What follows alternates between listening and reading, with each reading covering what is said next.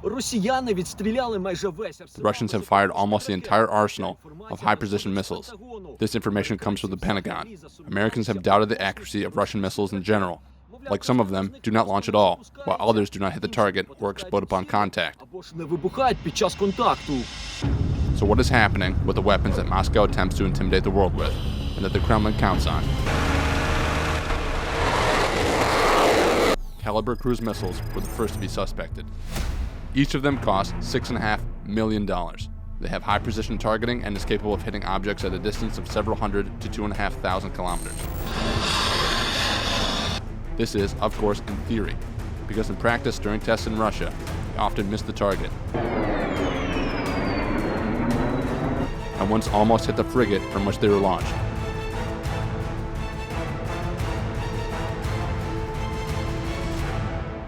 But there is another important factor, the Ukrainian Air Force.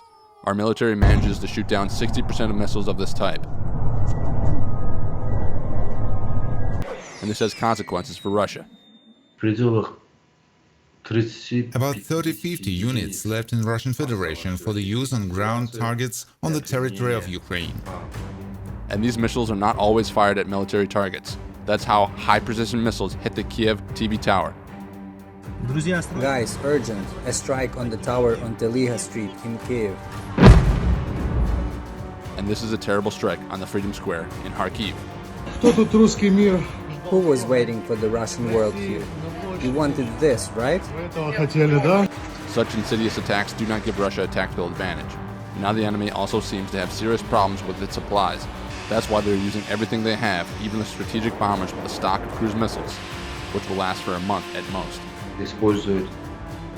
Air-launched cruise missiles X-101, X-55 and X-555 are being used. Their number is also limited. Mainly these missiles that are designed to deliver low-yield nuclear strikes, but Russian Federation used them with non-nuclear warheads. But this is a strategic reserve, and their number is much less than the number of calibers. They basically cannot afford to waste it. It is also unlikely that Russia will be able to replenish its arsenal of high-precision weapons in the near future. Using all their capabilities, they are able to replenish their reserves with approximately 100 missiles per year, which is not really a problem for Ukraine. If it is possible at all, given the embargo of the West, Taiwan has stopped providing Russia with chips, one of the most important components of high-precision weapons. Without them, missiles are just scrap metal. There might be 10% of some critical microchips. The missile seems to exist, but it cannot be used. They had a certain reserve of these missiles, but it's starting to run out. The efficiency of the Iskander missile system, Russia's main deterrence weapon, is also questionable. Each ballistic missile used there costs almost $4 million. Its operational range is up to 1,000 kilometers and is much more powerful and dangerous than cruise missiles. They hit with approximately 10-15 meters of preciseness, but I think their number doesn't exceed 100 units. In order to hit the military and economic infrastructure of Ukraine, they had to use at least 1,000-1,500 missiles. They made a strategic miscalculation. Therefore, Russia has already changed its tactics in the war. The enemy is increasingly resorting to chaotic air bombardments using conventional bombs, brutally razing our cities to the ground, bearing great losses in the sky at the same time. The problem here is that the Russians don't have a high-precision reserve for tactical aviation, and it seems to be running out, because the free-falling bombs dropped by the Russians and the Su-25 and other planes mean that they are actually using World War II tactics. When it was needed to destroy the city, undermining the ability of the military to defend as much as possible.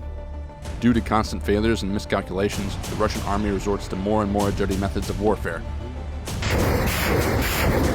Where the limit is, nobody knows. Well, they have already sent long-range howitzers to Rostov, and the long-range mortars they used before in Donetsk and Aleppo. So they are already preparing for this massive bombing. Powerful air defense systems, Slovak and British for instance, can help change the situation in the sky in our favor. With the sky covered, our armed forces will be able to effectively counterattack and knock out the enemy. Now it remains to convince NATO to provide us with much-needed weapons.